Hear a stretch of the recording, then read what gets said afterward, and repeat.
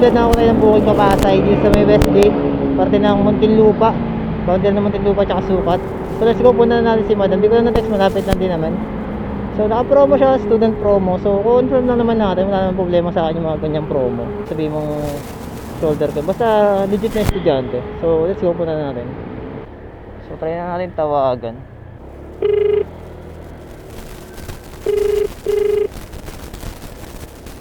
Hello po. Hello po, good afternoon, Joyride ma'am. Malapit na po ako sa pin location ng pick up po.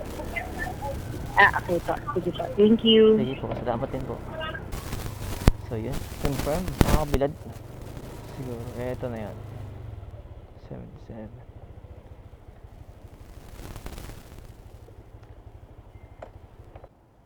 So check natin kung magkano yan. 47 din yung less, makakabilad. So diba, malaking bagay din sa bilang isang rider yun, kung hindi legit na estudyante. Kay ano po? Denise po. May ID kayo, sir? Naka-student promo po kasi siya. Kayo po yung Denise? Hindi po. ID po, student ID po. Kasi wala naman pong ano ngayon, naka-student promo po siya.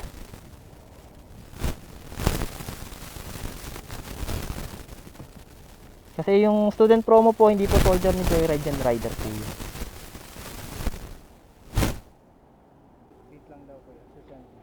Hindi naman po. Kayo po yung Denise, hindi po? Hindi siya yun. Oo nga po. Ang Joyride eh. Oo nga po, hindi po kasi pwede na ano eh. Naka-promo po kasi kayo.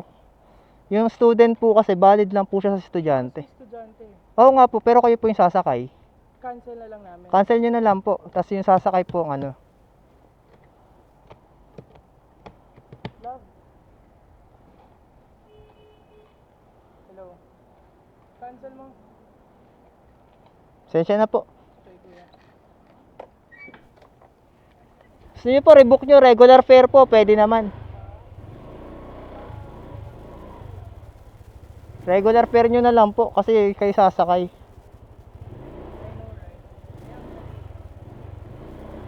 Sige po, thank you. So mga bilad, mas pinili ko na lang i-cancel. I-cancel yung booking compare sa ganun kasi mga ganun nasasanay eh.